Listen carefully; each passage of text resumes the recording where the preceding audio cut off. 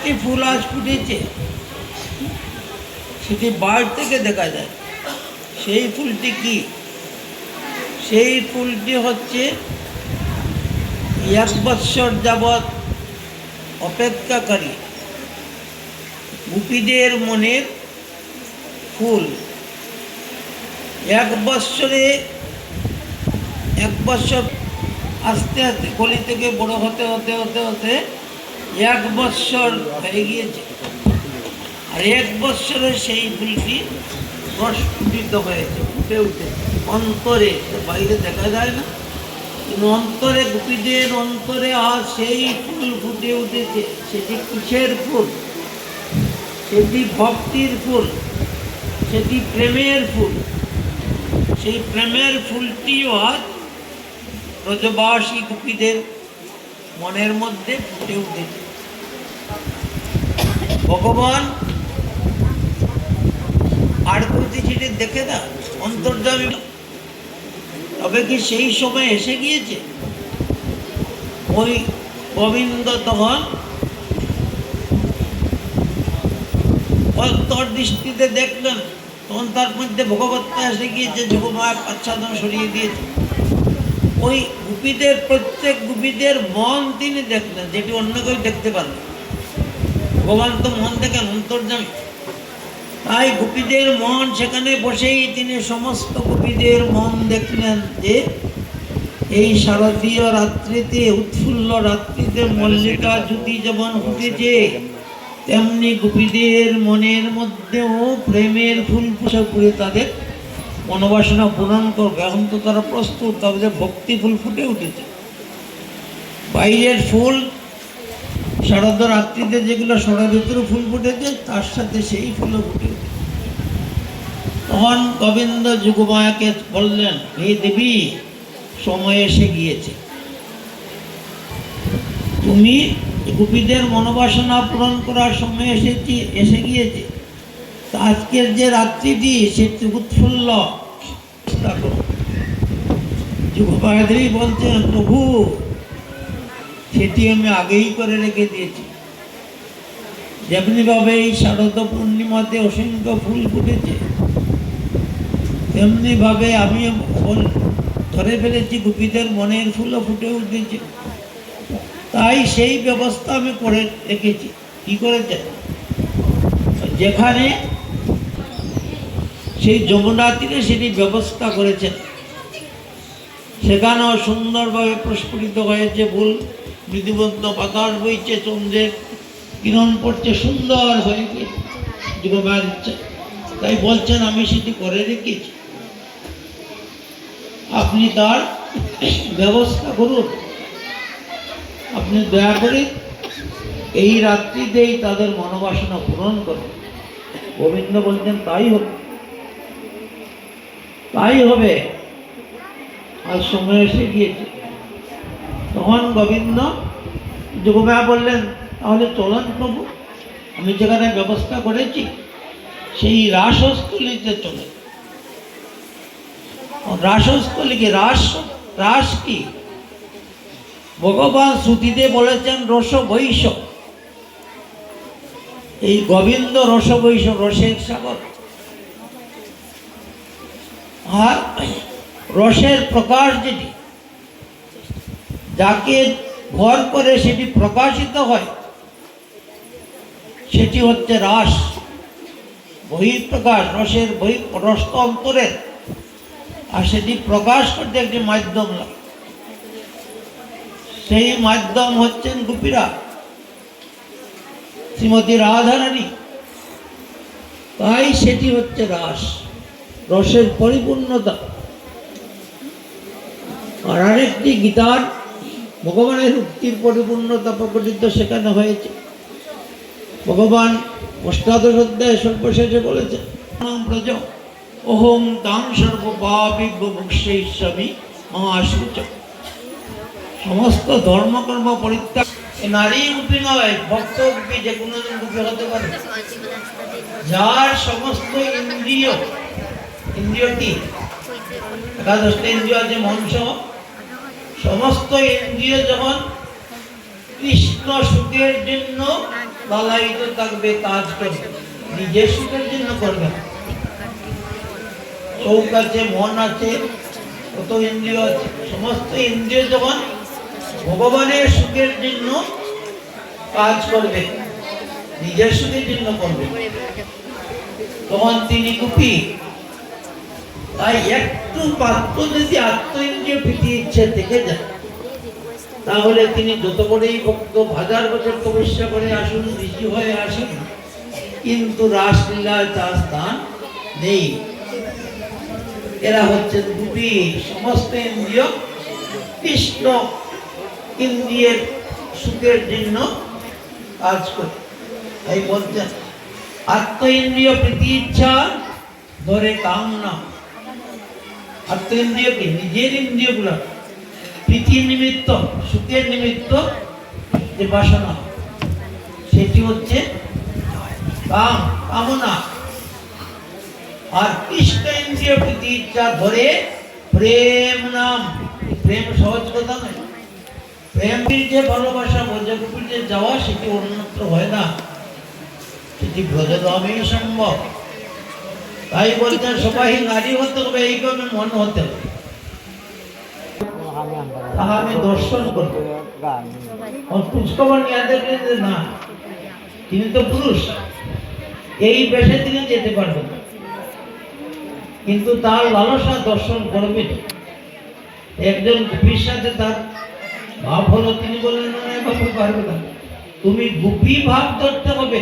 আর শুধু ভাব না, অন্তরে তো ধরবেই গোপী ভাব, আর বাইরেও তুমি গোপী পোশাকে করতে হবে। এই তোমার ত্রিশূল হাতে, এই লম্বা লম্বা জটাধারী, এটি দ্বারা হবে না। একান্ত লালসানি মহাদেব কি করলেন? গোপীর অন্তরে তো গোপী ভাব আসলেই, আর বাইরেও তিনি গোপীর ড্রেস, গোপীর যে বসন অন্যান্য গোপীদের, সেটা পরিধান করলেন মহাদেব। পরিধান করে ওই গোপীদের মধ্যে মিশে গিয়ে একটি কোণা, যেখানে রহস্যলিতে হচ্ছে নৃত্য, একটি কোণাতে বসে রইলেন। এই মহাদেবকে বলা হয় গোপেশ্বর মহাদেব। তারপরে কাহিনী আছে, যাই এই মহাদেবই যেতে পারেন না। তাই যারা আমরা শুনবো, সেই মুহূর্তে যখন রাসলীলা আরম্ভ হবে, তখন সেইভাবে থাকতে হবে, নারী ভাবে, গোপী ভাবে। তাই ভগবান গিয়েছেন, যমুনায় নিয়ে গিয়েছেন, নিয়ে দেখছেন অপূর্ব সুন্দর জায়গা, অনেক জায়গা সুন্দর প্রস্ফুটিত পুষ্পালয় আছে। যমুনা কলকল রূপে বইছে যমুনা, সেই যমুনার তীরে একটি কদম্ব বৃক্ষ আছে।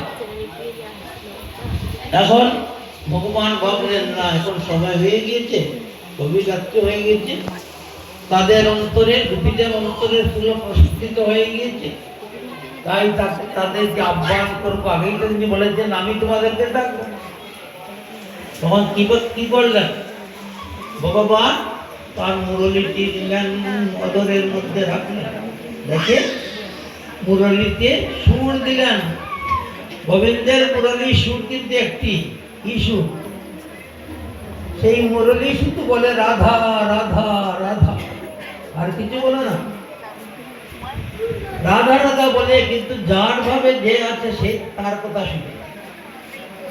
তারপর একটি পাখি আছে, আমরা ডাকি পাখি বলি, বলে কেউ বলে এটা বলে। এই গোবিন্দের বাসিতে শুধু রাধা রাধা এই সুর থাকে, আর কিছু থাকে না। কিন্তু যে যেভাবে চিন্তা করে সেটি শুনে। তাই গোবিন্দ সেই বাসির মধ্যে অদর সুধা দিয়ে অপূর্ব ভাবে সুর তুললেন, রাধা রাধা বলে সুর দিলেন। আর সেই সুর গিয়ে পৌঁছিবে এই ব্রজগোপীদের কর্ণে, যারা অপেক্ষা করে আছেন, কান খুলে আছেন, তো তখন ডাক এসেছে। এখন ওই যে কৃষ্ণের মুরলীর সুর, সে রাধা রাধা বলছে, সেই ভাবটি নিয়ে কবি অন্তরে ধ্যান নেত্রে সেটি দেখে একটি সঙ্গীত রচনা করেছেন। সেই অপূর্ব সঙ্গীতটি এখন ছোট্ট সঙ্গীত, ধৈর্য সহকারে শুনবেন। সঙ্গীতটি এখন পরিবেশন করবে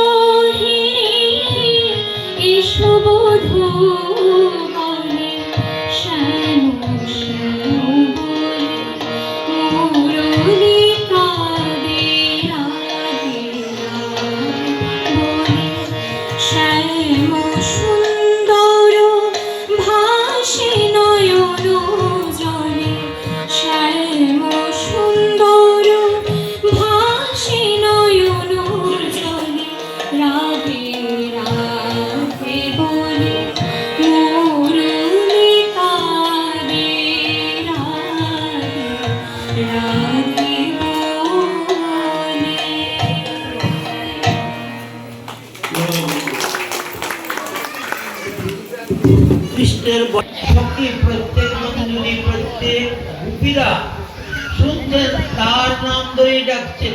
কৃষ্ণের বাসী ললিতা ললিতা বলে ডাকছেন, বিশাখা বিশাখা বলে ডাকছেন, অন্য শুনছে না। যার যে নাম সে শুনছে কৃষ্ণ, তাকেই ডাকছেন। সেই ডাক শোনার জন্যই তো সে কান পেতে রেখেছেন। তাই যেই ডাক শুনেছেন সবাই তখন আর একটু অপেক্ষা নেই। কৃষ্ণের টান এসে গিয়েছে, কৃষ্ণকে আকর্ষণ করেন, তাই তিনি কৃষ্ণ। আর একটু অপেক্ষা করার সময় নেই। যেই ডাক শুনেছেন, যে যেভাবে যে কাজে ছিলেন সেইটি সঙ্গে সঙ্গে ছেড়ে দিয়ে কৃষ্ণ অনুরাগে অবিসারে বেরিয়ে গেলেন। তখন বেরিয়ে যাবেন, তখন তো একটু সাজগুজের দরকার, কিন্তু সাজগুজ করতে গেলে এলোমেলো হয়ে গেলেন। মন তো গোবিন্দের ডাকে চরণে চলে গিয়ে সাজতে গিয়ে এলোমেলো হয়ে গেল।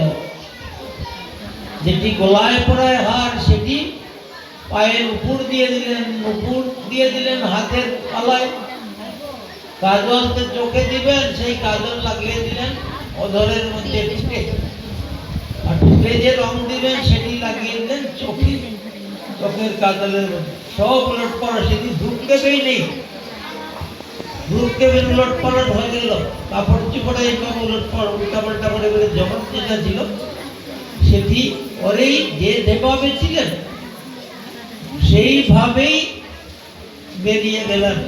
সেখানে একটি কথা আছে, হয়তো কেউ স্বামী সেবায় ছিলেন যারা বয়স্ক, কেউ ছিলেন কীর্তি সেবায়, মায়ের সেবায়, কেউ রান্না করছেন, কেউ করছেন, হঠাৎ করে সবাই দিয়ে চলে যাচ্ছে, ব্রজবাসীর অবস্থা কি, সেটি তো তারা বুঝে গেল কোথায় গেল। কিন্তু যুবমায়া সেটি ব্যবস্থা করেছেন গোবিন্দ ইচ্ছা, ওই সবাই চলে গিয়েছেন, কিন্তু তাদের ছায়া সেখানে রয়ে যেভাবে ছিল সেইভাবে।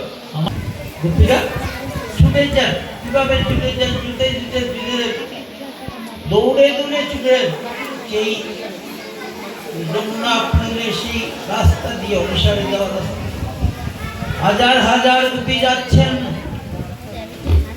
কৃষ্ণ দর্শনে যাচ্ছেন, উন্মাদিনী প্রায়, উন্মাদের মতো, ভ্রুক্ষেপ নেই, এদিকেও যাচ্ছেন না, এদিকেও যাচ্ছেন না, পিছনেও যাচ্ছেন না, শুধু সামনের দিকে দৃষ্টি, কোথায় থেকে বাঁশির সুর আসছে, কোন বাঁশির সুর আসছে, কোথায় আসছে সেই দিকে দৃষ্টি, আর কোন দিকে ভ্রুক্ষেপ।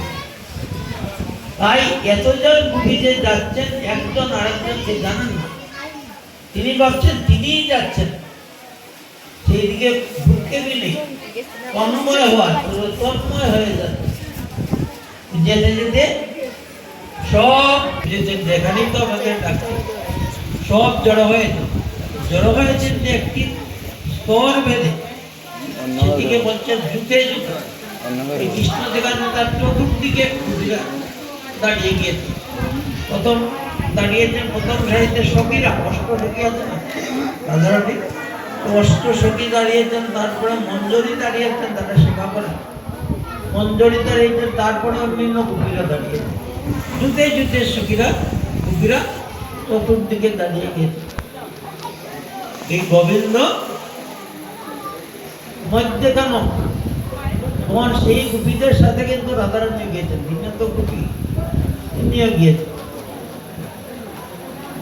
তখন এই গোপীদের দেখিয়ে রাধারানী তখন গোপীদের কথা প্রথম বলছেন আমার গোবিন্দ, তাদেরকে স্বাগত জানিয়েছেন, স্বাগতং গো মহাভাগা, তোমার ভাগ্য স্বাগত জানিয়ে, তোমাদেরকে স্বাগত, তোমরা মহাভাগ্যবান, ভাগ্যবান, তোমাদেরকে স্বাগত জানাই এখানে আসার জন্য। কবিরা তো খুব আনন্দিত, যা গোবিন্দ আমাকে দেখে আসছেন, আমাদেরকে স্বাগত জানাচ্ছেন, তাহলে তো অবশ্যই আমাদের মনোবাসনা পূরণ হবে, আমরা সেবার অধিকার পাবো। পরমূর্তি বলছেন, আরে এখন তো গভীর রাত, তোমরা এই গভীর রাতে কেন আসলে, কি জন্য আসলে? তিনি ডাকছেন, আবার বলছেন বুঝিয়ে তোমরা কি জন্য এসেছে গভীর রাতে, সেটি তো ঠিক নয়। তুমি তো ব্রজধামে কারো কন্যা, কারো ভগ্নী, আবার কারো স্ত্রী আছে, এই গভীর রাতে তো তোমাদের আসা ঠিক হয় না, এটা তো ধর্ম বিরুদ্ধ, স্বাস্থ্য বিরুদ্ধ, সেটি তো ঠিক হয়নি, তোমরা ঠিক কাজ করোনি। তুমি কেন এসেছ? নিজে ডেকেই বলছেন কেন এসেছ, পরীক্ষা করছেন। গোপীরা সেই কথা শুনে যে আনন্দ ছিল মনে, প্রথম স্বাগত জানালে হঠাৎ করে তাদের মনটি ম্লান হয়ে গেল, আরে কৃষ্ণ আমাদেরকে ডাকলেন, আমার নাম দিয়েই তো ডাকতেন, সে বলছেন আমার নাম দিয়ে ডাকছেন, আমরা এখন আসলাম, স্বাগত জানালেন, আর এখন বলছেন আমরা কেন আসলাম, এবং আমাদেরকে উপদেশ দিচ্ছেন যেটি আসা ঠিক হয় নাই, সেটি ধর্ম নষ্ট হয়ে গেছে, সেটি কুলধর্ম নষ্ট হয়েছে, এইভাবে উপদেশ দিচ্ছেন। সখীদের তো সেটি ভালো লাগছে, কবিদের ভালো লাগছে, কিন্তু বলছেন না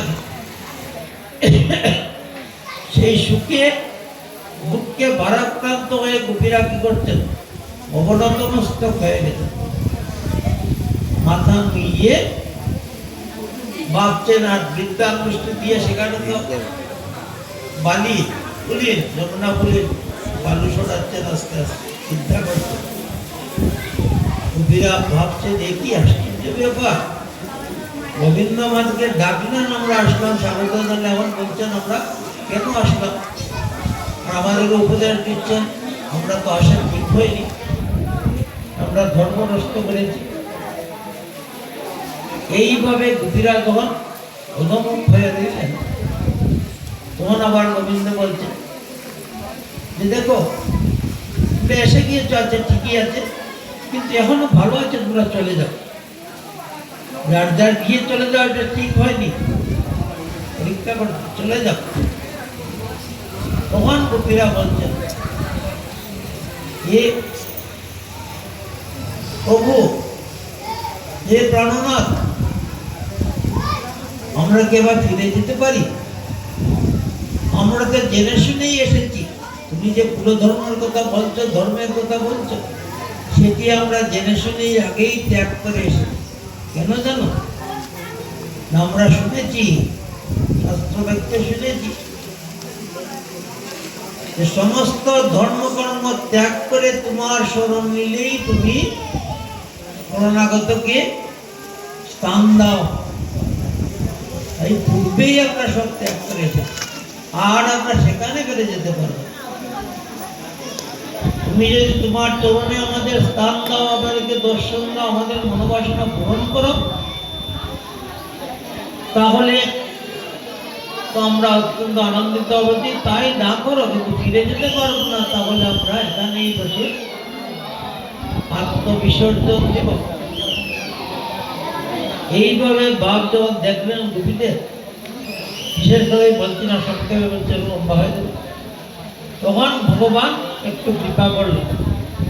কৃপা করলে রাধারানীকে প্রথম আকর্ষণ করলেন, রাধারানী গোবিন্দের কাছে তখন গেলাম, মধ্যাহ্ন রাধা কৃষ্ণ মিলিত হল। আর চতুর্দিকে তো গোপীরা আছেন, প্রত্যেক গোপীর কাছে কৃষ্ণ চলে গেল, যত গোপী তত কৃষ্ণ হয়ে গেলেন, একই রূপ কৃষ্ণের, প্রত্যেক গোপীর কাছে চলে গেল। প্রত্যেকের সাথে আলাদা আলাদা করে তাদের মনোবাঞ্ছা পূরণ করার জন্য, মনোবাসনা পূরণ করার জন্য কৃপা করলেন। ভগবান এসে অপূর্ব লীলা করলেন, সেটি কখনো হয় না।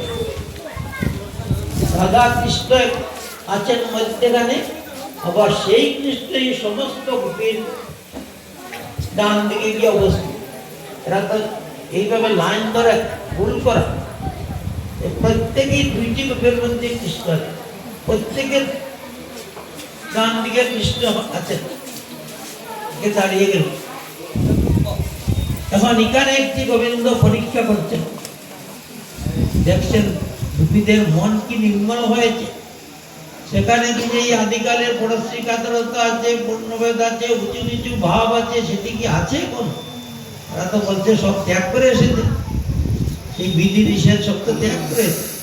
দেখি তো ওই গোবিন্দ যখন প্রত্যেকের কাছে আসলেন, তখন প্রত্যেকেই দেখছেন কৃষ্ণ তাহার কাছে আসেন, আরেক কাছেই আরেক গোপীর কাছে যে আছেন কৃষ্ণ, সেটি তিনি দেখছেন। এটি যুগমায়া আবৃত করে রেখেছে কৃষ্ণের ইচ্ছায়, তিনি দেখছেন না, তিনি দেখছেন শুধু কৃষ্ণ তার কাছেই আছেন। তাতে কি হয়েছে, এখানে পরীক্ষা। সেই দেখে প্রত্যেক গোপীর মনে হয়েছে, বাহ, আমি তো পরম ভাগ্যবতী, পরম সৌভাগ্যবতী।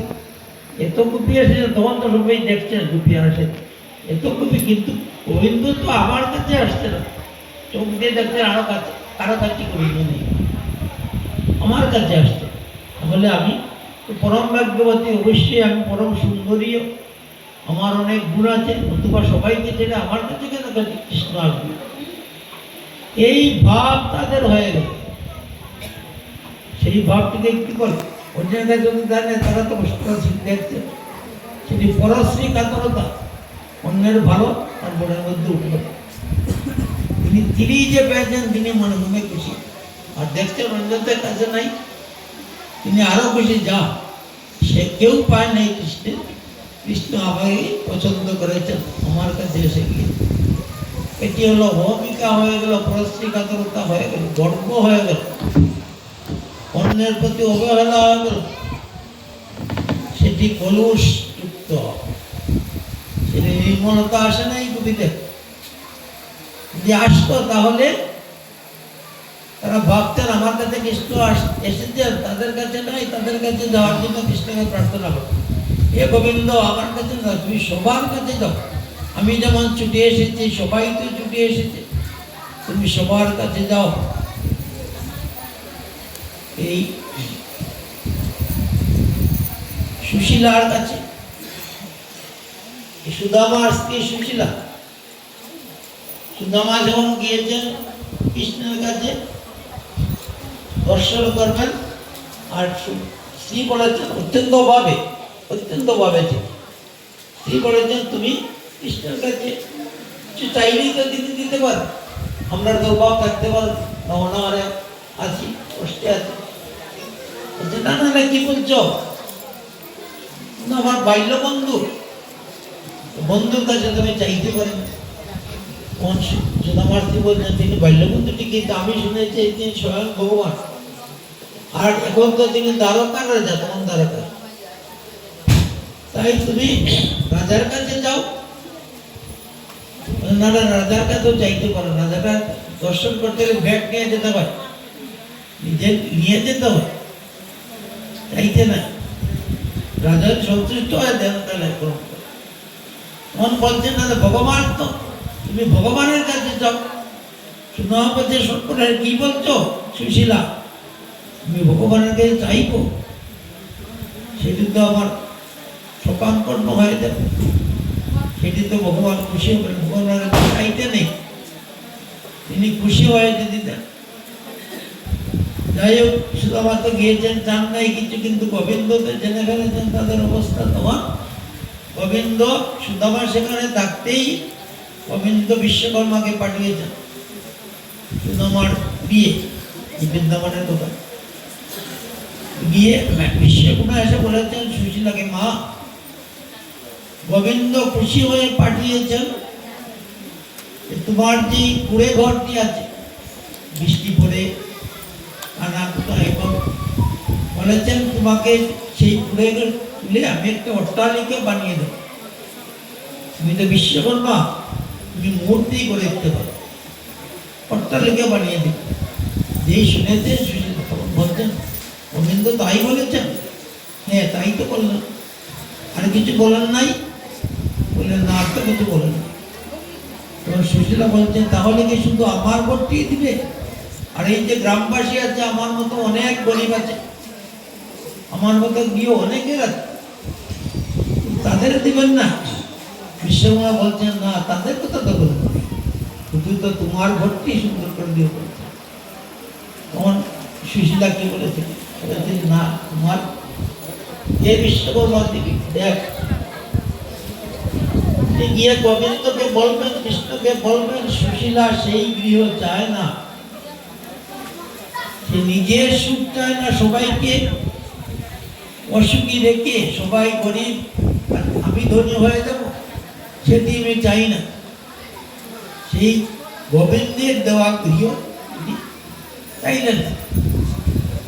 বললেন তো বিশ্বকর্মা বললেন তাহলে আমি কি বলবো, যে আপনি বলেন যে সুশীলা সেটি চায় না, তবে সুশীলা চায় যদি এই গ্রামে যত কুড়ে ঘর আছে, যত সবার ঘর যদি আমার অট্টালিকার মতো একই রকম করে দেওয়া যায়, তিনি দিতে পারেন, তাহলে আমার ঘরটিও দিবেন, নতুবা নয়। এই পরীক্ষা, নিজের কথা বাবা নাই, কিন্তু এই গোপীরা তখন সেটি ভুলে গিয়েছে, অন্যরা যে কৃষ্ণ পান নাই তার জন্য তাদের দুঃখ হওয়া উচিত ছিল। কৃষ্ণকে বলতেন যে আমার কাছে এসেছো, তুমি সবার কাছে যাও, সবাই তো আমার মতোই এসেছে, চান নাই তোমার নিজের কথা ভাবেছেন, পরশ্রী কাতরতা এসে সেটি কলুষ যুক্ত হয়ে গেছে। তাদের যে সৌন্দর্যের যে অন্তর ছিল ভক্তি রসে প্রস্ফুটিত হয়েছিল প্রেমফুল, সেটির মধ্যে কীট পড়ে গিয়েছে। ফুলের মধ্যে কি পড়ে? কীট পড়ে গিয়েছে। সেই পরশ্রীকাতরতার আত্মসুখের আত্ম পাওয়ার কীট পড়ে গিয়েছে, যার জন্য ভগবান দেখলেন না তাদের এখনো আমার সাথে সম্পূর্ণরূপে মিলিত হওয়ার সময় আসেনি। তাই হঠাৎ করে গোবিন্দ অন্তর্ধান হয়ে গেল। প্রত্যেকেই তো ভাবছেন আমার কাছে আসেন, হঠাৎ দেখেন সবাই চেয়ে কারো কাছে কৃষ্ণ নাই। যিনি ভেবেছিলেন আমার কাছে আছেন, তিনিও দেখলেন কৃষ্ণ নাই। কৃষ্ণ নাই, তখন দেখেন মধ্যখানে রাধা গোবিন্দ ছিলেন, রাধা গোবিন্দ নেই, কৃষ্ণ রাধা কৃষ্ণ নেই। তখন তারা একজন আরেকজনের ছিল, দেখেন সবাই কৃষ্ণ হারা, কারো কাছেই কৃষ্ণ নাই। তখন তো একই বিড়ালের সবাই কাতর, একই রকম না, একই রকম হয়ে গেল। সমব্যথী, একেবারে সমব্যথী না হলে দুঃখ বোঝা যায় না। প্রভু আসে পিছিয়ে ধপিসটি জানে বলেছেন না কবি, কিভাবে বুঝবে সর্বদংশনের কি যন্ত্রণা। আগে বুঝেন না, আগে তো নিজেরটা ভেবেছেন। তখন যখন সমব্যথী হয়ে গেছেন, সবাই কৃষ্ণ আর তখন সবাই এক হয়ে গিয়েছে। আর কোনো পরস্পরিকতা ঈর্ষা নেই। এক হয়ে তখন সবাই বলছেন কৃষ্ণ আর আমরা হয়ে গেলাম, পেয়ে হারালাম। তাহলে আসুন আমরা সবাই মিলে গোবিন্দকে ডাকি, স্মরণ করি, যদি কৃপা করে তিনি আবার দর্শন দেন। মঙ্গল বলে করছেন, অবশ্যই আমাদের কোনো অপরাধ আছে, না হলে ডেকে আনলেন, মিলিত হলেন, এখন চলে গেলেন কেন? অবশ্যই কিছু হয়েছে, আমরা বুঝতে পারিনি। তখন সব গোপীরা একত্র হয়ে গোবিন্দকে ডাকতে লাগলেন, সবাই মিলিতভাবে ডাকতে লাগলেন। সেই তাদের মনের ভাব নিয়ে যে সত্যে সঙ্গীত আকারে গোপীরা এখন গাইছেন সমবেতভাবে, সমস্ত গোপী মিলে সেটি ভাবে।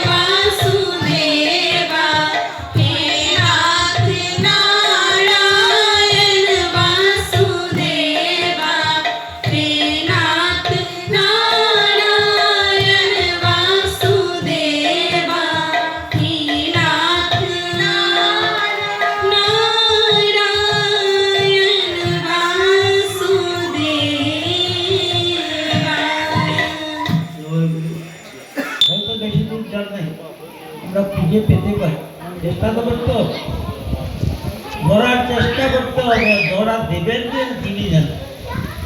তাই সব গোপী একমত হয়ে বললে তাই হোক, চলো আমরা এই জ্যোৎস্নাস্তাতর রাত্রিতে বৃন্দাবনের জঙ্গলে বনে প্রবেশ করে ওই যমুনার তীরে তীরে গিয়ে তাকে গভীর বনে প্রবেশ করে খুঁজব। খুঁজতে গেলে কি হয়, সবাই রওনা হয় খুঁজতে। খুঁজতে গেলে আমরা যদি একটা জিনিস খুঁজতে যাই, তখন এমনি ধরে চেয়ে চেয়ে গেলে তো খুঁজে পাবো না। তখন সেখানে একজন লোক যদি পাওয়া যায়, তাকে জিজ্ঞেস করবে, যা আমি অমুককে খুঁজছি, তুমি কি তাকে দেখেছ? সেটি বলতে হয়। গাভী খুঁজছে রাখাল, তখন যাবেন এইরকম একটা তাকে কি দেখেছ, বুঝতে হয়, জিজ্ঞেস করতে হয়। তাই সমস্ত গোপীরা রওনা হয় যে কৃষ্ণ অন্বেষণে, কৃষ্ণের খুঁজে, কোথায় কৃষ্ণ গেল। তাই খুঁজতে খুঁজতে গভীর জঙ্গলে প্রবেশ করছেন, মনে মনে শুধু কৃষ্ণ করছেন, কৃষ্ণ কৃষ্ণ করেই যাচ্ছেন। হঠাৎ দেখলেন বিশাল এক বৃক্ষ, এটি হচ্ছে অশ্বত্থ বট, যেটি গোবিন্দের প্রিয়, ওরা সেটি জানেন। তাই একজন বিপত্তির এই তো কত বড় বৃক্ষ, অনেকদিন যাবৎ তিনি আছেন, আর সেটি গোবিন্দের প্রিয় বৃক্ষ। অবশ্যই গোবিন্দের প্রিয় যে, সে তো গোবিন্দের খবর জানতে পারে। অশ্বত্থ বৃক্ষ হয়তো জানবে কৃষ্ণ কোথায় গিয়েছে। তাই সবাই মিলে অশ্বত্থ বৃক্ষের কাছে প্রার্থনা করলেন, জানতে চাইলেন কৃষ্ণ কোথায় বলো। অনেকক্ষণ প্রার্থনা করে অশ্বত্থ বৃক্ষে তার কিছু বললেন। তখন আবার বলছেন, না তিনি তো বলবেন না, হয়তো কৃষ্ণের পুষ্টি দিবেন না, তার প্রিয় পাত্র কৃষ্ণ, যদি বুঝতেন তাহলে আমরা পেয়ে যাবো, তিনি বঞ্চিত হন, তাই দিবেন না। এইভাবে মনে মনে সেটি ভাবনা করে আরো অগ্রসর হতে হতে বড় বড় বৃক্ষ থেকে এইভাবে এক এক করে জিজ্ঞেস করলেন। বট বৃক্ষকে জিজ্ঞেস করলেন, কদম্ব বৃক্ষকে জিজ্ঞেস করলেন, তোমার বৃক্ষকে জিজ্ঞেস করলেন, যেগুলা কৃষ্ণের প্রিয় তারা জানেন। সবাইকে জিজ্ঞেস করলেন, কিন্তু খুঁজ পেলেন না, কেউ বলল না। সবাই নীরব হয়ে ভাবছেন, কেউ বলছে না, কেউ বলছে না কৃষ্ণের কথা, তার গোপনে রেখে দিয়েছে, আমরা কৃষ্ণ পাবো না। ওই আরো খুঁজতে খুঁজতে কিন্তু নিরাশ নয়, ভরসা, চেষ্টা যেতে যেতে যেতে যেতে হঠাৎ দেখেন একটি তুলসী গাছ, তুলসী যখন দেখলেন তখন গোপীরা খুব খুশি। এখন আমরা অবশ্যই খবর পাবো। গোপী বলতে, জানো এই তুলসী তো কৃষ্ণ প্রেয়সী, কৃষ্ণের প্রিয় পাত্র, কৃষ্ণ প্রেয়সী। তুলসীর এমনই ভাগ্য, গোবিন্দ তাকে সর্বতভাবে অধিকার দিয়েছেন। আর কবি বলতে, জানো এই তুলসী ছাড়া গোবিন্দের কিছুই হয় না, গোবিন্দের অর্চনা হয় না, গোবিন্দের ভোগরাগ হয় না, তুলসী কাছে না থাকলে তার সেবা হয় না। তার কথা অমৃত আস্বাদন করা, কথা বলা, তাও তুলসী সামনে থাকতে হয়, অথবা গোবিন্দ খুশি হন। তুলসীর দেব কত ভাগ্য। এমনকি তিনি নারায়ণ শিলারূপে যখন পূজিত হন, তখন তুলসী তার নিচেও থাকেন, উপরেও থাকেন, সেটা বলা হয় গুড় হিসাবে, একটি চিৎভাবে একটি এমনি দেহ কথা বলছে। দেহ তুলসী দেবী কত ভাগ্য, তুলসী যারা কৃষ্ণে কোথাও কিছু গ্রহণ করেন না। তাই এখন আমরা অবশ্যই বুঝব, আশা তুলসী তো প্রিয়সী, তিনি জানবেন অবশ্যই। ওই সবাই গিয়ে তুলসীর কাছে কি নত জানু হল, হাঁটু কেটে বসে তুলসীকে প্রার্থনা জানাতে লাগলো। তুলসীকে জানতে হলো, তাকে প্রার্থনা করতে হবে, তাকে খুশি করতে হবে। ওই তার প্রণাম করে তুলসী আরতি করতে লাগলো সবাই মিলে। আরতি কি? আরতি হচ্ছে মনের ভক্তি, রতির বহিঃপ্রকাশ। মনে যে ভক্তিটা দেখাই ওটাকে বলে ভক্তি দেখা। বলেন না যে কার্তিক মাসে আমি নিয়ম করে ভক্তি দেখাই, বস্ত বড় ভুল। ভক্তি দেখান ভগবান ভক্তি কি বন্ধ করা আছে? ভক্তি দেখান না, সেটি বলতে হবে আমি মঙ্গল আরতি করি, আমি আরতি করি। আরতি হচ্ছে আমার মনে যে ভক্তিটা আছে, আপনার মনে যে ভক্তিটা আছে, যে ভক্তির জন্য আপনার প্রেরণা এসেছে, তা আপনি নিয়ম সেবার মাসে নিয়ম মতো ভগবানের সেবা করবেন। সেটি বহিঃপ্রকাশ হচ্ছে আরতি। রতি বহিঃপ্রকাশ, আর শব্দ জড়িত হয় প্রকাশ, সেটি হচ্ছে আরতি। বাতি দেখানো নয়। তার বলবেন আজকে তারা বলেন আর কখনো সেটি বলবেন। শুনতে কানে বাঁধে, এই কথাটি শুনলে অসম্ভব কানে বাঁধে, কিন্তু কথা তো বলা যায় না। সমস্ত বলবেন আমি ভগবানের আরতি করব। মঙ্গল আরতি, সকালের আরতি করলে মঙ্গল আরতি, সন্ধ্যা আরতি, সন্ধ্যার সময় আরতি করে সন্ধ্যা আরতি, ভোগের সময় যে আরতি করা হয় সেটিকে বলে ভোগ আরতি। বাতি দেখার এই আরতি করতে, আরতি হচ্ছে মনের ভাবটা, ভক্তিটা, প্রেমটা প্রকাশ করে দেয় বাধ্য।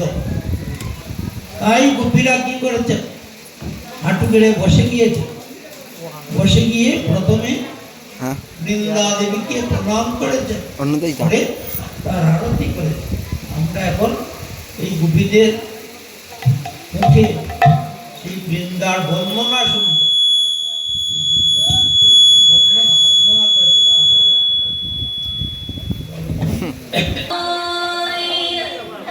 প্রিয়া কেশব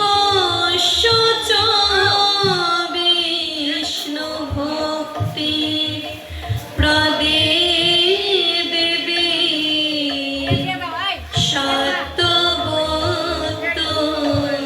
নমো নমো। পুরোটা আমরা তো দুইটা শুনলে, দুইটা বড় হলো, পুরোটা হচ্ছে দুইটাই হবে।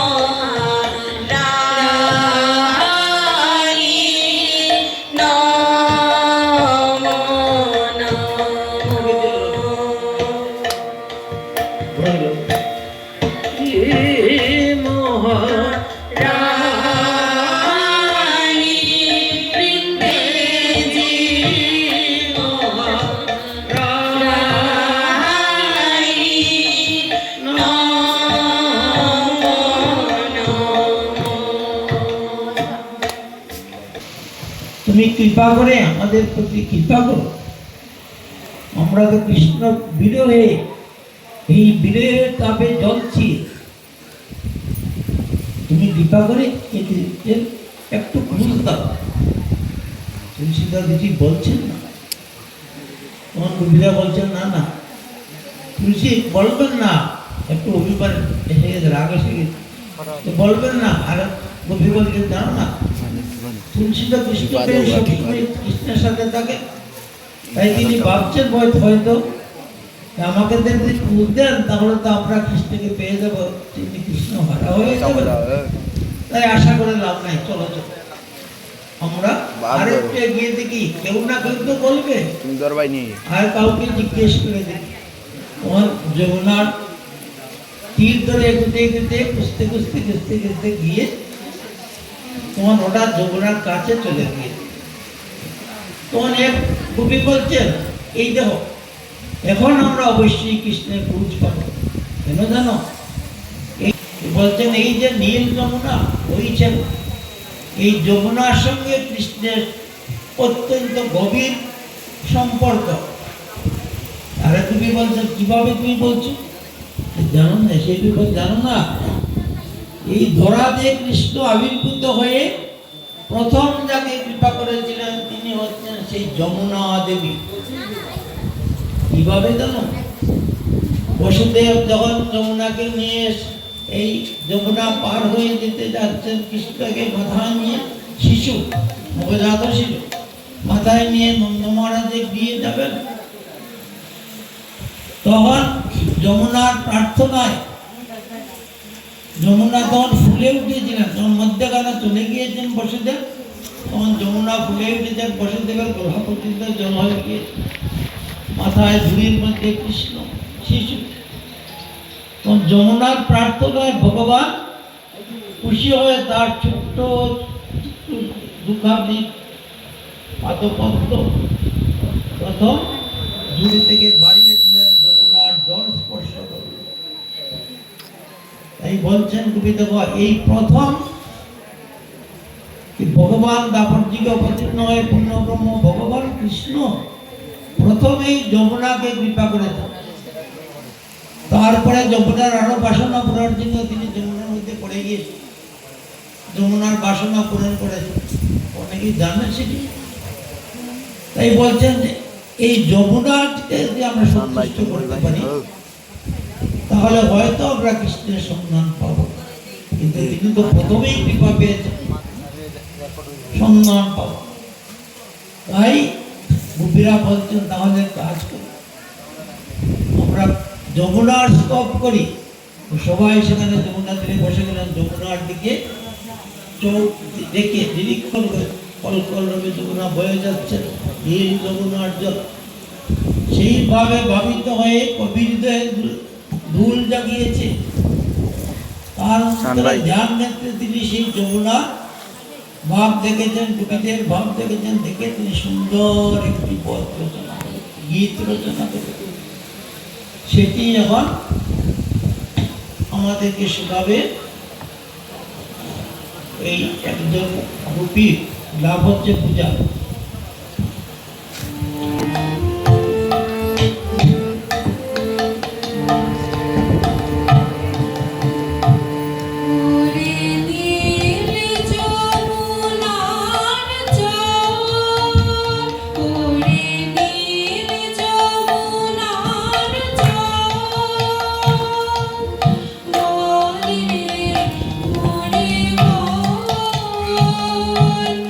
Oh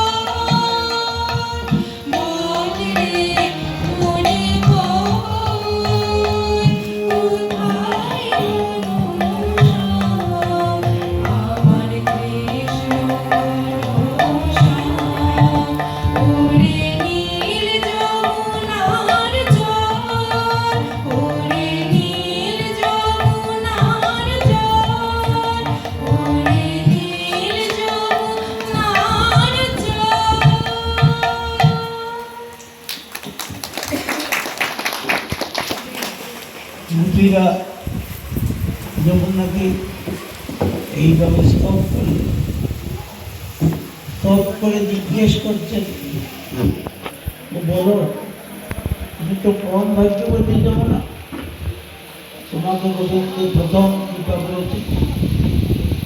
আমরা কৃষ্ণ অন্বেষণে আছি, পুত্রকে আমরা পেয়ে হারিয়েছি, আর আমরা বিরহ যাতনায় ভুগছি। কৃপা করে বলো দেখি কোথায় কৃষ্ণ আছে, আমরা তো বুঝে পাচ্ছি না। তুমি অবশ্যই সন্ধান জানবে, কারণ তোমার তীরেই গোবিন্দের এখন পর্যন্ত যত লীলা করেছেন, তোমাকে কেন্দ্র করেই এই যমুনা বৃন্দাবনের মধ্যে চতুর্দিকে হয়ে চলেছেন। আর যমুনার তীরেই গোবিন্দের বাল্যলীলার সমস্ত কিছু। সেটি গোপীরা বলছেন, কিন্তু যমুনা তো বলছেন না কিছু। তাদের এই প্রার্থনায় যমুনা স্থির হয়ে গিয়েছে আকুলতা শুনে, কিছু বলছেন না, সন্ধান দিচ্ছেন। কোন গোপীরা তো হতাশ হয়ে বলছেন, আমরা কাউকে তো বলছেন, কেউ বলছে না কৃষ্ণের কথা, কি করি? তারা বলছে না, আরো চেষ্টা করি, দেখি চলো আরো অগ্রসর হই। ওই যমুনা পুলিনে গিয়ে তারা আরো অগ্রসর হতেন আপনার সবাই মিলে। অন্তরে কৃষ্ণ চিন্তা, কৃষ্ণকে খুঁজে পাচ্ছে না, মনে মনে সেই কৃষ্ণের রূপ উদিত হচ্ছে। তার সেই যে মধুর বাক্য স্বাগত বলেছেন, মহাভাগা বলেছে, সেটি মনে হচ্ছে। সেই বিরহ বেদনায় তারা অগ্রসর হচ্ছে। যমুনা পুলিনে তো বালুময়, বালুকা, তাই সেই বালুকার মধ্যে গভীর রাত্রে হয় শিশু যুদ্ধ করেছে। হঠাৎ গোপী বলছেন, আরে এই দেখো, এই দেখো পদচিহ্ন দেখা যাচ্ছে। দেখিয়েছেন কৃষ্ণ, এই পদচিহ্ন দেখাচ্ছে। ওই সবাইকে নিরীক্ষণ করতে, আরে এটা ঠিকই, এটি তো কৃষ্ণের পদচিহ্ন। কিভাবে পরিচয় পেলেন? কিভাবে কৃষ্ণ পদচিহ্নের পরিচয় পাওয়া যায়? গোবিন্দের পায়ের নিচে 21টি চিহ্ন আছে, ধ্বজ, বজ্র, অঙ্কুশ, এইভাবে এই চিহ্ন সেখানে কেটে গিয়েছে। ভিজা বালি তো, তার মধ্যে চরণের চিহ্নটা পড়ে গিয়েছে। যখন গোপীরা দেখছেন এই চিহ্ন আছে, ধ্বজ, বজ্র, অঙ্কুশ, এই সমস্ত চিহ্ন আছে, তখন তো নিশ্চিত হয়েছে না এটা কারণ নয়, এটি আমাদের কৃষ্ণেরই পদচিহ্ন। ওই ভাবলে যে না, তাহলে ওই পথে অগ্রসর হবো, চিহ্ন পেয়ে গিয়ে দিয়ে কৃষ্ণ গিয়েছে, আরো অগ্রসর হলো। হতে হতে আরো অগ্রসর হয়ে দেখলেন যে চিহ্নটি আগে যেভাবে দেখছেন উপরে উপরে, এখন একটু গভীর দেখা যাচ্ছে, চিহ্নগুলো একটু গভীর হয়ে। তখন এক কবি বলছে, আরে আপনাকে সন্দেহ করেছিলাম, রাধারানী থেকে আমরা পাই নাই খুঁজে, সন্দেহ করেছেন না কৃষ্ণ যাওয়ার সময় রাধারানীকে সঙ্গে নিয়ে গিয়েছেন। এই দেখো, আরেকজন কিছু বলছে, তুমি কিভাবে বুঝলে? দেখো, আগে যে চিহ্ন দেখেছিলাম কৃষ্ণের, এখন চিহ্নটি গভীর। হয়তো রাধারানী হাঁটতে পারতেন না, তখন কৃষ্ণ তাকে কাঁধে তুলে নিয়েছেন, তুলে নিয়েছেন, জাতীয় বার হয়ে গিয়েছে বেশি, তখন উদয় চিহ্নটি গভীরে চলে। এইভাবে মনে মনে তারা ভাবছে, অগ্রসর হচ্ছেন। আরো কিছু অগ্রসর হয়ে দেখেন, তখন দুটি পদচিহ্ন নেওয়া। ওই কবি বলছেন, আরে এখন তো দুটি পদচিহ্ন দেখছি, দেখো তো সেই পদচিহ্নটি কি? সেই পদচিহ্ন চিহ্ন আছে, পদচিহ্ন আছে কৃষ্ণ। বলে এই আগেরটা তো নয়, কৃষ্ণ যেটি দেখেছি সেটি তো একটা ধর্ম চিহ্ন। তাহলে আমাদের ভাবনা এটি সত্যি ঠিকই আছে, সেটি রাধারানীর পদচিহ্ন। ওই সেটি দেখতে দেখতে অগ্রসর হতে হতে তারা গিয়ে দেখলেন, এর দূর থেকে দেখলেন যে রাধারানীকে দেখা যাচ্ছে। দূর থেকে ভাবলেন যে তো রাধা দেখা যাচ্ছে, কিন্তু কৃষ্ণ তো নেই, রাধা একা। এবং রাধা কি করছেন? তার সমস্ত মুখ লাবণ্য গুলাতে পিটিয়ে দিয়েছেন, তিনিও কৃষ্ণ বিরহে কাঁদছেন। ওই সখীরা গোপীরা তার কাছে গেছে, কাছে গিয়ে দেখেন যে ঠিকই রাধারানী। রাধারানী দেখে ভাবলেন তাহলে তো কৃষ্ণ রাধাকে নিয়ে আসে, তাহলে ভাবলাম দেখুন কোথায় রাধা একা দেখ। তুমি বলছেন না না একা নয়, অবশ্যই এনেছিলেন, তার জন্য তো ওদের জন্য গভীরে দেখা গিয়ে হয়তো কোনো কারণে আমাদের মতো রাধার কোনো অপরাধ হয়েছে, যার জন্য কৃষ্ণ রাধাকে ত্যাগ করেছে। সেটি সত্যি, রাধাকেই নিয়ে এসেছিলেন কৃষ্ণ, কিন্তু ওই যেতে যেতে যেতে যেতে হাত ধরে ধরে যাচ্ছেন, যেতে যেতে রাধারানীর মনেও সেই ভূমিকা সংকুলিত হয়ে যায় যে এত সব কবি সবাইকে ছেড়ে দিয়ে গোবিন্দ আমাকে নিয়ে আসলেন, তারা তো অবশ্যই কোটি কোটির মধ্যে আমি চেষ্টা, আমি রূপে গুণের চেষ্টা সর্বদিক দিয়ে, তাই গোবিন্দ আমাকে ভালোবেসেছে, আমাকে নিয়ে এসেছে, এই গর্ব সৃষ্টি হয়ে গেল। ভগবান তো অহমিকা গর্ব থাকলে কৃষ্ণ পরশ পাওয়া যায় না, সেই প্রেমভক্তি লাভ হয় না। তাই ভগবানের কাছে তো সবই সমান, গোপীরা যেমন দোষ করলে তাদের তিনি শুধরাবেন, রাধারানী দোষ করলেও তাকে শুধরাতে হবে, নির্বল করতে হবে। তাই গোবিন্দের ঠিকই রাধারানীর এই ভাব যখন হলো তখন রাধারানীর কাছে অনুসন্ধান হয়েছে গোপীদের। তাই এখন রাধা একা, তখন রাধার কাছে গিয়ে বলছেন হে রাধে, তোমাকে তো আমি বুঝে পাচ্ছি না, আমরা তো ভাবছিলাম তুমি কৃষ্ণের সাথে এসেছো, তুমি তো একা দেখছে, তোমার এই অবস্থা কি, যে রাজরানীর বেশটা সেগুলো কোথায় গেল? তোমার রাধারানী বলছে না না, আমি এখন তোমাদের মতোই হয়ে গিয়েছি, তোমরা যে বিরহে কাতরা হয় কৃষ্ণকে বুঝছ, আমিও কৃষ্ণ হারা হয়ে গিয়েছি। এই জগতের মধ্যে সবচেয়ে দুঃখের কারণ হলো যারা কৃষ্ণ হারা হন, হারা এক কথা না পাওয়া এক কথা, কোনদিন পান নাই সেটি এক কথা, এত দুঃখ। পেয়ে হারালে সেটি দুঃখ বেশি। কৃষ্ণ হারা যারা কৃষ্ণকে পেয়েছেন কিন্তু কোনো কারণে হারিয়ে ফেলে, তারা মহা দুঃখে দুঃখ। তাই রাধারানী এই কথা বললে তখন গোপীরা ভাবছেন যে না, তথাপিত তিনি রাধা, কৃষ্ণের অর্ধাঙ্গিনী, রাধা কৃষ্ণ একাত্মা দুরিত হরি অনিন্দ্রে বিরসে রস আস্বাদন, যেই রাধা সেই কৃষ্ণ। তাই গোপীরা ভাবলে যে না, আমরা কৃষ্ণকে অন্বেষণ করে পাবো। রাধারানীর যদি বেদনা তিনি কৃষ্ণকে জানান তাহলে সহজে কৃষ্ণ আবার ফিরে আসবে। তাহলে আগে আমাদের রাধারানীকে তুষ্ট করতে হবে, সন্তুষ্ট করে তার পরামর্শ নিতে হবে কিভাবে কৃষ্ণ পাবো। তার পরামর্শ দ্বারা কৃষ্ণ পাবো না। তাই বৃন্দাবনে তো সবাই যায় কৃষ্ণ দর্শন করতে, দেয় না কৃষ্ণ লীলাটা দেখতে। ये বৃন্দাবনে ঢুকেই কি বলেন রাধে রাধে রাধে রাধে, এই রিস্কাওয়ালা বলবে রাধে রাধে, দোকানদার বলবে রাধে রাধে, সেখানে রাধে রাধে শব্দ না, কৃষ্ণ কৃষ্ণ বলে না। কারণ তারা জেনে গিয়েছেন রাধার ইঙ্গিত না পেলে কৃষ্ণ সেই কড়া ভক্তি, সেই প্রেম ভক্তি দান করবেন না, মিলবেন। তাই যারা চতুর তারা রাধারানীকেই আগে আপন করে নেন, ভজনের দ্বারা ভক্তি। তাই গোপীরা ভাবলে যে আগে রাধারানীকে আমরা খুশি করতে। তাই রাধারানীর সামনে সবাই বসে গেল, বসে গিয়ে রাধারানীকে প্রণাম করে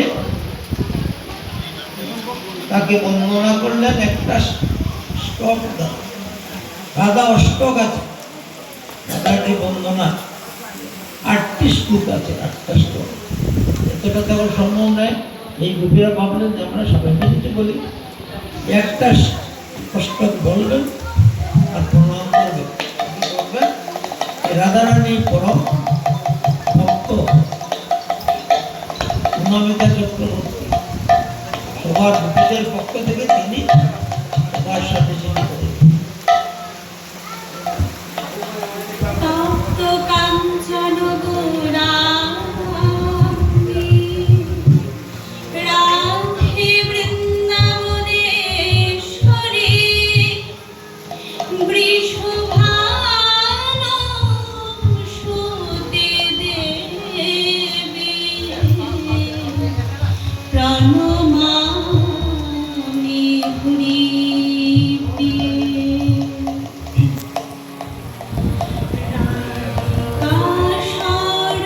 শারদইন্দু নিন্দে মুখমণ্ডলী কুন্তলে বিচিত্রবেণী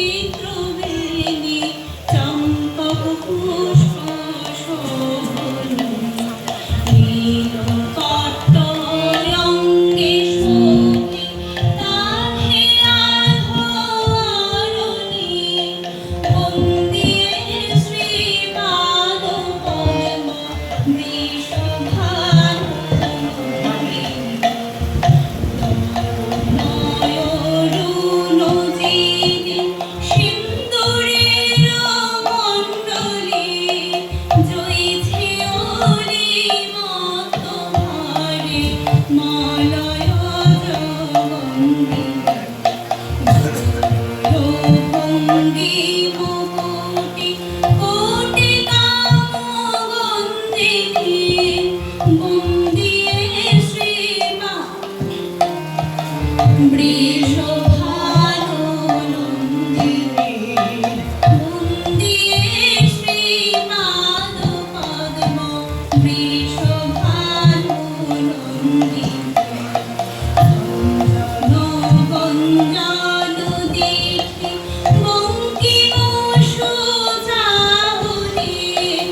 অঞ্জনরঞ্জিত তাহে কামসারসম্বিনী পুষ্পজিনি নাশা বেসরসদলনী বন্দিয়ে শ্রীপাদপদ্ম বৃষভানুনন্দিনী বন্দিয়ে শ্রীপাদপদ্ম বৃষভানুনন্দিনী বন্দিয়ে শ্রীপাদপদ্ম বৃষভানুনন্দিনী। গোপীদের সেই এক ধরে পাদ পাদ শুনে সেই প্রার্থনা শুনে বন্দনা শুনে রাধারানী তুষ্ট হল, সন্তুষ্ট হল। তখন গোপীদের বললেন রাধারানী, যে গোপীরা তোমরা তো খুঁজছ, কৃষ্ণকে খুঁজছ, কিন্তু কৃষ্ণকে তো খুঁজে পাওয়া যাবে না। তিনি ধরাচুয়ার বাইরে, তিনি সাধনা লব্ধ নয়, তিনি কৃপালব্ধ ভাগবত। তাকে চেষ্টা করে সাধনা করলে খুঁজলেই যে তাকে পেয়ে যাবে তার কোনো কার্যকারণ সম্বন্ধ নেই। তবে তার কৃপা হলে তাকে যেখানে সেখানেই পাবে। তাই এইভাবে খুঁজে আমরা তাকে পাবো। তার কৃপা যাতে লাভ হয় তার জন্য চলো আমরা আবার রাধারানীর পক্ষে নিয়ে একটু পক্ষে চলো আমরা আবার সেই স্থানে চলে যাই, সেই রাসস্থানে যেখানে কৃষ্ণ তোমাদের সাথে আমিও দেখি না, আমাদের সাথে মিলিত হয়েছে, সেই স্থানে ফিরে চলে যাই। কিন্তু যে হবে না, কৃষ্ণকে খুঁজে পাওয়া যাবে। গিয়ে আমরা সমবেতভাবে সবাই মিলে তাকে প্রার্থনা জানাই। আমরা সঙ্গীতের মাধ্যমে প্রার্থনা জানাই, আমরা কবিতার মাধ্যমে প্রার্থনা জানাই, আমরা স্তবের মাধ্যমে প্রার্থনা জানাই। এই প্রার্থনা জানাতে জানাতে যদি তিনি তার কৃপা হয় তাহলেই তিনি দর্শন করেন। ওই রাধারানীর তো গুজরাট আগেই বরণ করে নিয়েছেন, তিনি যাবই কোথায়। ওই সবাই আবার ফিরে গেলেন, আর ফিরলেন রাধারানী কোথাও কোথাও সেই রাসস্থানে আবার ফিরে ফিরে গিয়ে তখন দাদাজি বলছে তাহলে আমরা এখানে বসেই তাকে ডাকবো আর স্তব করবো, প্রার্থনা করবো। যদি আমাদের কাতর আহ্বানে আমাদের কথা ভেবে তিনি আসেন তাহলে তো আমাদের সৌভাগ্য। আর যদি না আসেন গোপীরা তাহলে এই রাসস্থলীতে বসে বসেই আমরা তার ধ্যান করতে করতে প্রাণ ত্যাগ করব। গোপীরা বললে তাই হবে, এ রাধে তুমি যা বলবে তাই হবে। ওই সময় গোপীরা বসে গেল। তখন গোপীরা বসে বসে প্রথমেই খাইছে, হে গোবিন্দ হে কৃষ্ণ তুমি কোথায় আছো, তুমি একটিবার দর্শন। তখন এই গোপীরা সেই তাদের মনের অবস্থাটা যে পদে পদকর্তা লিখেছেন তার মনের আন্তরিক ভাব নিয়ে সেটি তারা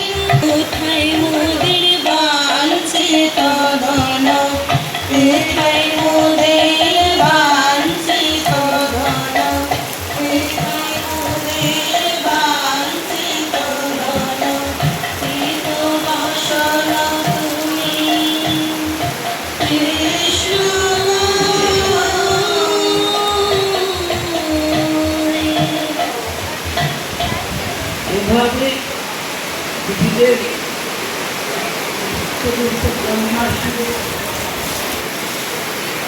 এই গোপীদের যে কান্না, সেই কান্নার হৃদয় গোবিন্দ হরিপ্রকার বোঝাচ্ছে। এবার পৃথিবী পরিবেশন করবে অবস্থা নয় কিছুটা এই গোপীরা আর সেই সুখের সামান্য ব্যাখ্যান করতে হবে বন্যাটা বলবে। Hey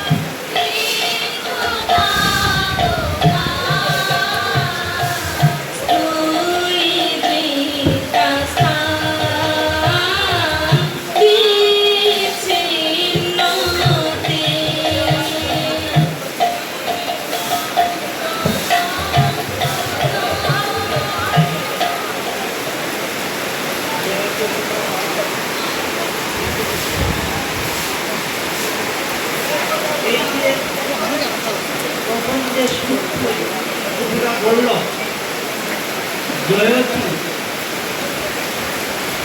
তাতে কবিরা বলতেন, হে কৃষ্ণ, তোমাকে কত খুঁজলাম কিন্তু পেলাম না, তুমি ধরা দিচ্ছ না, কিন্তু তবু আমরা তোমারই গুণগান কীর্তন করছি। ভক্তরা দেখতে বলেন, যতই যাতনা দাও তথাপি তোমাকে ভুলব না, তোমার নাম দিয়ে